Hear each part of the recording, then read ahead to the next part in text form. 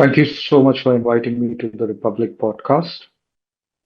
3 weeks ago, I had alerted the people of India that the deep state, the CIA, and the US President Donald Trump has initiated an operation titled Operation Diversion, Deception, and Division. The main agenda behind this operation was Modi must go. Modi must not continue to be a part of the position he has at this point of time as the Prime Minister of India. Since that revelation on the Republic podcast first, there has been a lot of uh, information that has been flowing in the media. There's been a lot of speculation in the media. The operation had two agendas. The first agenda was to work on a CP model, that is what the CIA calls it as, and the other is an RC model. The CP model is the change of prime minister or change of person. The RC model is the regime change. Since we broke out the information of Operation 37 on Republic, and it was picked up by other news podcasters as well, Operation 37 is now officially debunked, failed, and thrown in the garbage bin, to be as brutally vocal about my view on it. The Operation 37 was an attempt to use 37 members of parliament within the BJP and later on to work with the allies to create a sense of division within the BJP and confusion in the ranks of the RSS, and to ensure that there is pressure put upon the government to see that Prime Minister Narendra Modi moves from the position that he is. The reason deep state had a concern with Prime Minister Modi is driven by the fact that Modi was not working to the interest of the deep state, the United States administration, and the US President Donald Trump. When the information got public and people started to realize within the team of or the operators within the CIA and certain Indian assets of the CIA, there has been a rethink and a meeting was called on September 4th to the 7th in between those days. September 4th and September 5th is when these meetings have happened on the Operation Diversion, Deception, and Division. And what has been decided is that a decision was taken that the operation will be aborted. The operation that was aimed Modi must go, targeting Prime Minister Narendra Modi, has been aborted. It has been aborted primarily for certain reasons. The first reason is that the leak of information that came into our hand happened from the US team, and those who were supposed to be a part of this meeting that was held on 4th and 5th, were asked to leave the meeting because they were suspects of the information that came from the US team itself. Now, in that meeting that happened on September 4th and 5th, you had the chief of staff attend that meeting, the US chief of staff, the US chief of the CIA, the NSA, and two Indian beneficiaries were a part of this meeting. The others who were a part of this meeting and who were suspect were asked to leave. The second main reason is India's main, I would say, action rather than reaction to the taunts, the behavior of the US President Donald Trump, as well as the US administrations and their spokespersons and their representatives, like people like Peter Navarro and their statements that they have made, which were condescending, which reeked of white supremacy, and which reeked and positioned India as a vassal state of the United States of America. Now, however, after the strong resilience shown by Prime Minister Modi and the Indian government, there has been a decision that is taken. So I will just read out to you the note that I made from our informers within the US and in other intelligence agencies that have privy to this information. It was acknowledged that the current conflict led by the US president against India under Prime Minister Narendra Modi could be detrimental to long term US India relationships. Consequently, it was resolved that President Trump will work more cordially on his relationship with Modi and on strengthening US India relationships following the September 5th meeting, which was a meeting that happened yesterday, the conclusion of that meeting. Now, you will see over the next period of time, over the next couple of days, and starting with Donald Trump's message yesterday itself, and Prime Minister Narendra Modi's very diplomatic, cordial reply back to Donald Trump's message, you will see that the United States has decided very clearly that the strong bully tactics, the deep state aggression that they tried to bring on India, the attempt to use the 75 years unwritten rule of the BJP to ensure that Prime Minister Narendra Modi moves out as a part of that rule has actually fallen flat. But let me state this very categorically and very openly. It is only the abortion of Operation Diversion, Deception, and Division. It is not the end of the deep state interest in creating turmoil in India. They attempted to ensure pressure while they were not getting the intent of the free trade agreement signed by Prime Minister Modi because he was looking obviously for India's interests. So they decided to initiate Operation Diversion, Deception, and Division. And for that, they wanted Modi to go using the 75-year plank. So that was a change of person. The regime change intent continues. It is only this operation that has come out in the open, and they were more worried that we got information from within the US team itself. We've got information then corroborated with the Indian intelligence agencies and other agencies that work within that space. Now the thing is this is not a victory. This is a realignment of the thought that the US and the deep state has. Now, what Donald Trump is going to do over the next couple of days is he's going to work on his relationship with Russia. He's going to work on his relationship with India, and he's also going to work on his relationship with China. What I believe will happen is that the tariffs that have been put on India may see a very, very considerable reduction because that is the only way Donald Trump will be able to mend the bridges that he has burned with the Indian government and with Prime Minister Narendra Modi. The Indian government has continued to always behave maturely, diplomatically, and not given to whims and fancies. The attempt to ensure Prime Minister Modi does not continue as the Prime Minister of India has failed in this particular intent of theirs in this particular operation. But the deep state will continue to act in the interest to ensure that India continues to be under the grip of the deep state intent. And they will, it was not that it's not going to, it's stopped, it's going to continue. They will look at a regime change. So we have to continue to be very alert. We have to continue to be very cautious and we continue to play the diplomatic manner in which Prime Minister Modi and the Indian government has dealt with the extensive bullying that has come through Donald Trump and people from the US administration. So much so, they actually wanted to even go to the extent of targeting castes in India. That was the level that they were going to when they used the word Brahmin, profiteering. So that was the level of the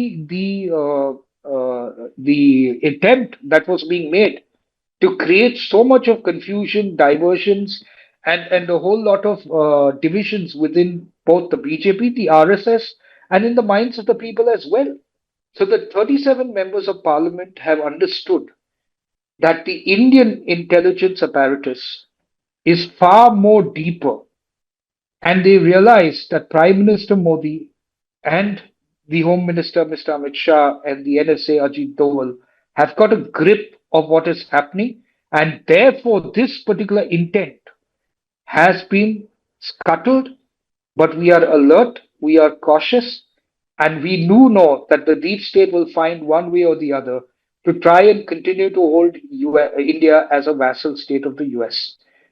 If you look at the statements made by most of the US representatives, you will always notice a condescending attitude in their comments with regards to India. But what India has done over the last 1 month is actually show the world that India is not going to be pushed over. And I must say this that the people of India must understand that there are many soldiers without uniform in this who work for this country and who have been working arduously to protect national interests. So from a security point of view and also from a political point of view. And what India did in the last 1 month, you will see that this so-called belief in diplomacy that our opposition leaders have been questioning. They're questioning the relationship and the policies of the Modi government. They need to take a step back and realize that not everything happens in a day. It is about relationships. It's about geopolitical relations. There are many cards that are in play, but Prime Minister Modi has stood strong.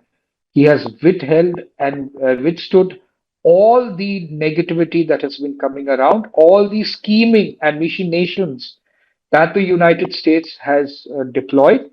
They will continue to do it in some way or the other, but they've realized that India is not going to take it lying down. India will fight back, not with aggression, but with assertiveness. And therefore, Operation Diversion, deception, and division is aborted for now. The change of person plan is aborted for now. They will continue to think of newer strategies as far as regime change is concerned, using the opposition, using some of the social, what we term in media as the Tukle Tukle gang to create unrest in the country. That will continue.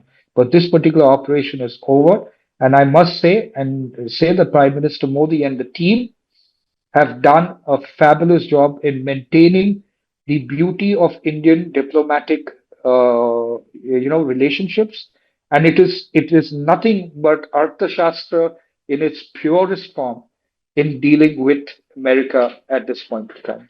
Well, I can tell you that it's a very senior post. It is it is within Trump's inner circle as well.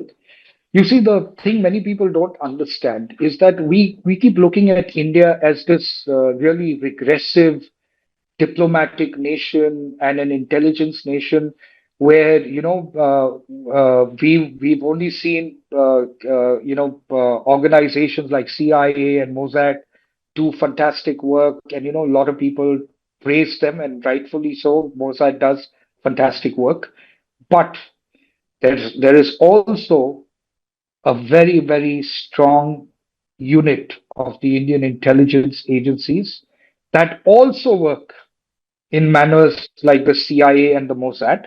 It is just that they are the true nature of spycraft. We don't need to blow our trumpet. We just need to get the job done, right? So we have assets in Trump's unit, and well, he might be shocked about it, but he should be smart enough to know that we are India. India is rising as Bharat.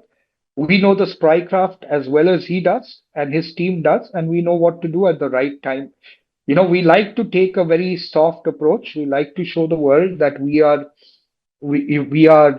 quiet and attentive, but we do have a very strong intelligence unit, and we know how to have assets built in different parts of the world. Okay, so I'll tell you what they assumed first. Okay, they had assumed that India would crumble under the pressure of the United States. And that did not happen. Okay. And because that did not happen, and because Operation Diversion, Deception, and Division and the 37 operation as well was leaked out, the probabilities of how they planned to do it was also told in on the Republic as well as other podcasting channels. And they realized that the cat is out of the bag. Now that the cat is out of the bag, what is it that they can do? Because, like I said, the CIA had two plans. That is CP and RC. CP is change of prime minister or person, and RC is regime change. Now that the cat is out of the bag, the RSS chief Mohan Bhagwat also came out very categorically and stated that the 75-year rule, is something that is to be decided between the party and the Sangh and the RSS, and it's not a rule written on stone that needs to be followed. It's about service to the country, and if a person can continue, they can continue to do that. That was the moment when the RSS chief made that statement, is when they realized that the change of person using this strategy to put pressure on using the 37 to put pressure on the government to ensure that Prime Minister Modi relinquishes the Prime Minister's position failed, and that is when they started to have a rethink, because the information was out in the open. The concerned people of the 37 who were a part of it went back into their shells from which they came, and the RSS decided to take a very strong stand to ensure that this does not blow up into a full blown crisis for the RSS and the BJP government as well. That's point number one. Point number two is that you saw Prime Minister Modi's manner in which he dealt with Trump's behavior was akin to a child, and more of a bullying child, you know. And I think that's his intrinsic nature. You can either like him or you can dislike him. But that's the way Trump is.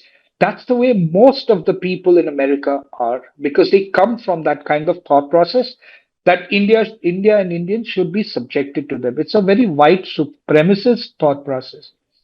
But Prime Minister Modi, the entire Indian government team did not buck down. They did not react. They did not get aggressive. They did not, make comments that were more rhetoric than any major statements of building relationships. They maintained the decorum that is necessary at this level of geopolitics and spoke at the right moment. The time Donald Trump came and took a step back and put out that message on the platform, the social media platform he uses, Truth Social or whatever it's called, uh, that is when Prime Minister Narendra Modi himself tweeted and said, this is, I appreciate what you have said, and the relationship about India and US and India, Modi and Trump. So you have to understand that India has matured. India has dealt with this crisis in a very matured manner. And that has been the reason why the change of heart. I am telling you as of now, even when we speak, is it something that we should be alert of? Of course, we have to be, because Henry Kissinger himself has said that a friend of an enemy of the US would be dangerous to them, right? But a friend of the US will be more lethal and even more dangerous to them, right? So America will continue to do what it believes is what they think they need to do. For example, right now we do know America is in bed with Pakistan, and that is primarily because of Donald Trump's crypto interest, which it was at 5 billion US dollars, some 2 billion US dollars around April 26 when he did that tie up. Now it's valued at about 5 billion US dollars, for whatever transaction has happened between it. Everybody knows it. The whole geopolitical world knows that Donald Trump is playing a very, very disruptive game, which which in this case the disruption will impact America more than anybody else. Look at what it's done. It's brought Russia, China, and India together, and they have created a strong, cohesive working together. India is also going to do the same with the US. But it cannot happen with US bullying India. It cannot happen with an intent to remove the Prime Minister of India or to work on a regime change. The deep state interests must be curtailed, and India will fight the deep state with all mechanisms that it has. What we showed America by having that information from within the US team is that we have our people everywhere. We also have shadows, we also have ghosts. You want to play the game? We will play the game. But we'll do it in the interest of India. We'll do it in the larger interest of geopolitical situation around the world. We are here to not to create wars. We are here to work with peace, and that is what we believe. That's what this government believes. That's what the Prime Minister believes. It's Vasudeva Kutumbakam, which is one world and one family. That's what we are. All right. Thank you so much. God bless.